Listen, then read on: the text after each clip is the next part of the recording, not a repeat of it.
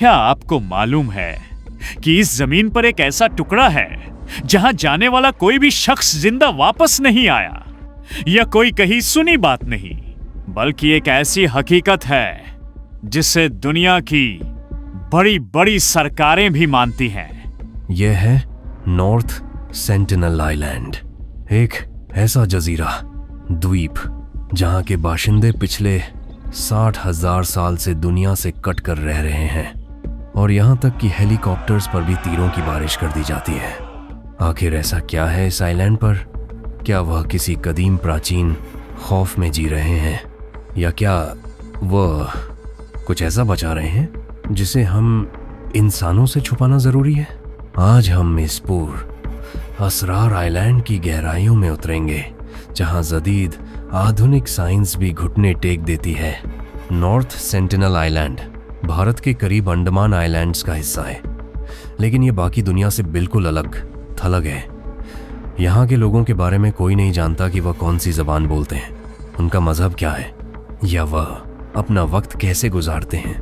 2004 के सुनामी के बाद जब इंडियन कोस्ट गार्ड ने वहाँ एक हेलीकॉप्टर भेजा ताकि यह देखा जा सके कि क्या वह लोग जिंदा हैं, तो जवाब में उन लोगों ने हेलीकॉप्टर पर पत्थर और तीर बरसाए। यह इस बात का सबूत था कि वह नहीं चाहते कि कोई भी उनकी दुनिया में दखल दे। माहिरन का कहना है कि यह लोग स्टोन एज यानी पत्थर के दौर में जी रहे हैं। वह आग जलाना जानते हैं, वह तीर कमान चलाना जानते हैं, लेकिन वह जदीद टेक्नोलॉजी से मुकम्मल नावाकिफ हैं। उनका यह रद्दे अमल प्रतिक्रिया किसी दुश्मनी का नतीजा नहीं, बल्कि एक दिफाई रक्षात्मक मैकेनिज्म है, जिसका मतलब है हमें अकेला छोड़ दो। अब जरा सोचें, एक ऐसी आबादी जो 60,000 साल से तन्हा है, वह कैसे जिंदा है? उन्होंने बीमारियों का मुकाबला कैसे किया होगा? उनके पास कोई मेडिकल सहूलत नहीं, कोई इंटरनेट नहीं, कोई मुवासलाती संचार निज़ाम नहीं, फिर भी वह अपनी आबादी को बरकरार रखे हुए हैं। कुछ लोग कहते हैं कि यह वह जगह है जहां इंसान की जड़ें छुपी हुई हैं। अगर हम उनसे बात करने की कोशिश करें तो मुमकिन है कि हम उनमें ऐसी वबाएं, महामारियां फैला दें जिनके खिलाफ उनके पास कोई मुदाफ़त इम्यूनिटी न हो। इसलिए हुकूमत ने वहां जाने पर मुकम्मल पाबंदी लगा दी है। यह एक ऐसा टाइम कैप्सूल है जो हज़ारों साल पीछे रुका हुआ है।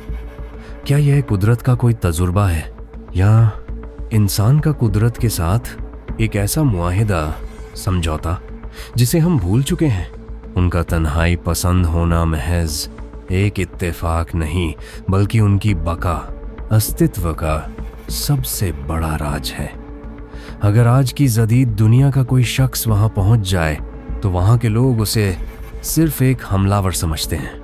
यह आइलैंड हमें यह सिखाता है कि शायद तरक्की का मतलब हमेशा आगे बढ़ना नहीं होता। कभी कभी सुकून और बका के लिए वक्त को रोक लेना ही सबसे बड़ी ताकत होती है।